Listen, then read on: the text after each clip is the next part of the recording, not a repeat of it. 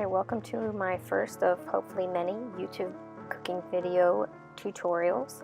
I'm going to show you guys how to make a 4-cheese mac and cheese today. This is just me showing you all the ingredients. So I'll put them in the description, the actual amounts, but we just basically have some different types of cheeses, some butter, some flour to make a roux, which I'll show you guys how to make later, and some heavy cream, some milk, and everything you need to make a tasty, nice, creamy mac and cheese.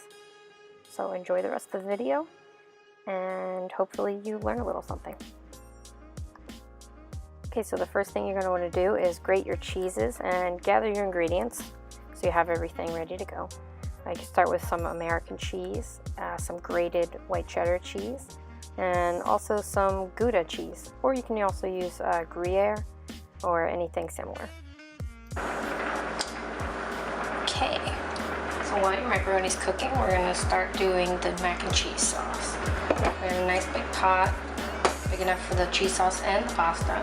We're going to put it all together. To backtrack a little bit, I preheated the oven to 400, and I have a glass pan that we're going to put the mac and cheese in. Okay, so let's get started. We have the heat on about medium-high. You're just trying to brown the garlic a little bit in the butter. You don't want to burn anything. For this, you're just going to need a whisk and a spoon and a spatula if you want. But really, just a whisk and a spoon is okay. Alright, I'll let the pan get hot a little bit.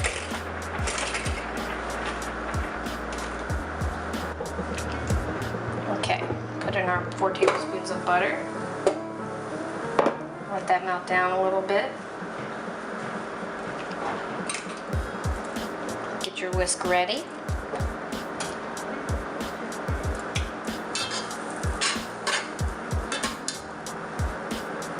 So basically we're going to be making a roux, which is just about butter and flour. I'm going to be adding a little bit of garlic to the butter before we add the flour because garlic is tasty, and why not? Adds a good layer of flavor. Goes well with the cheese.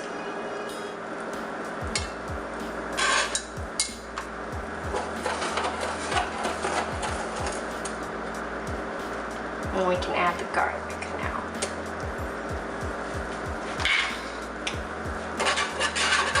Just move it around a little bit.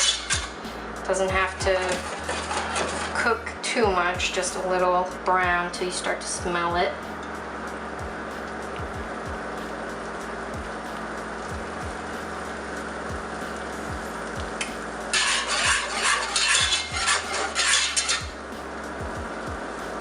And when you can start to smell the garlic, that's when you're going to want to add the flour and the spices.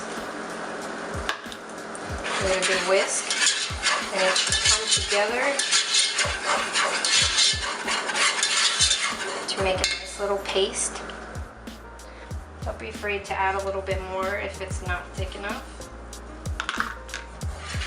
It's all about trial and error. Now we're going to turn the heat down to low, medium low, and we'll start to whisk in slowly our cream and our milk. Now you want to do it slowly, otherwise you're going to get clumps of flour in your mac and cheese. So add a little bit, whisk it, make a mess while you're doing it. Add a little bit, whisk it in.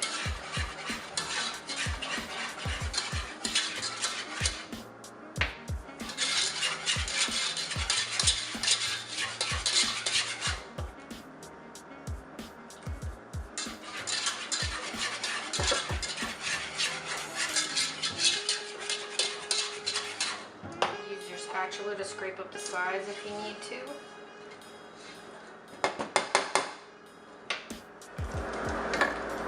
You can get that heat down to low at this point.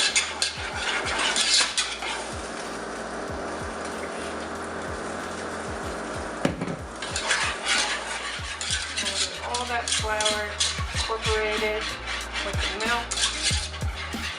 Well, with the heavy cream first. Now we can add our milk. I'm using 2% milk. You can use whole or almond, even almond milk. It's about 2 cups of cream and 2 cups of milk. So now it looks a little thin, but now that we have the milk and the flour incorporated together, we can turn the heat back up a little bit to medium high. And let that start to come to a slow boil. And when the flour cooks, it will naturally thicken up. And then after it's a little bit thick, then we can add the cheese, and then it will become even thicker and that nice rich cheese sauce that you're looking for in a mac and cheese. You don't want to burn it, but you want to bring it to a boil. And then immediately after you bring it to a boil, you can turn it down to low and start to add your cheese. And give it a good whisk every now and then just to make sure nothing's burning on the bottom. As it starts to come to a boil, you can see it start to thicken up a little bit. Well, in the meantime, you can get your glass pan ready. You can either spray some ham or some butter if you'd like, just to rub it around the pan. Just basically just needs a little bit of grease so everything doesn't stick to the bottom. So now your more or less bechamel, which is another sauce for another day, another video, is pretty much coming together, and that's the thickness that you want it. Nice and creamy, so we're going to turn that on low.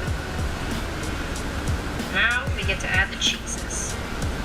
So as you're adding the cheeses, you can whisk them in slowly and they will just naturally melt into your cream sauce.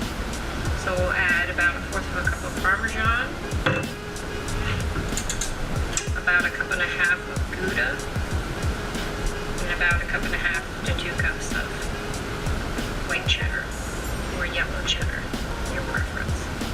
Some American cheese, which sounds a little weird, but it helps with the creaminess. So we're just whisking this in slowly. And it's coming together to make a beautiful creamy cheese sauce.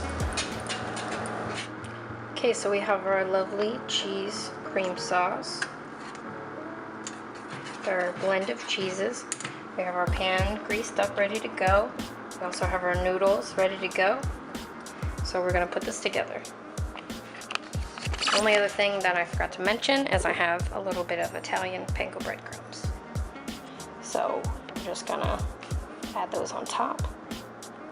So now you're going to want to take your noodles that are already cooked just to al dente. I'm using shells, so was about 5-6 minutes. Just you want a little bit of a bite because you're going to finish cooking in the oven. So now we're just going to add the noodles to the cheese sauce. I used, 1 pound box of pasta. If you do a thick pan, you can do I believe this is a 9x9. Or you could do a regular 13x9 flat pan.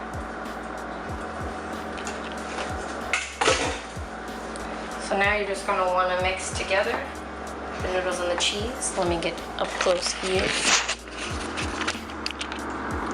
So we have our cheese, our noodles.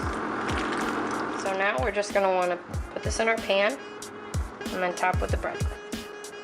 We have our mac and cheese in the pan. So now all you're going to want to do is lightly, this is already seasoned breadcrumbs, so you don't have to do anything to it. But if you get plain Panko breadcrumbs or Italian breadcrumbs or even Ritz crackers blended up in a food processor, really anything's possible to put on top. Some people mix it with butter. We have plenty of butter in here. We don't need any more butter. Lightly coat the top with some breadcrumbs.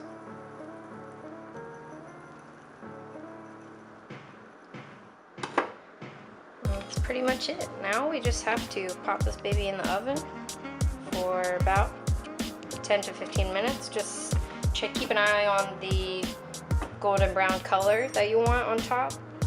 The pasta and the sauce is already cooked, so you're really just making sure the top is brown. See you in about 10 minutes. Okay, timer is done. You know what that means. We get to check out the mac and cheese. Look at that. Alright, let's take this baby out. Okay, so here you have it.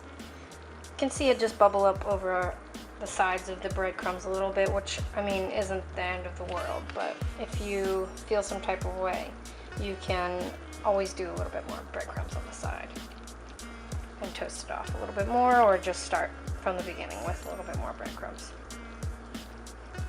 So there you have it. 4 cheese baked mac and cheese.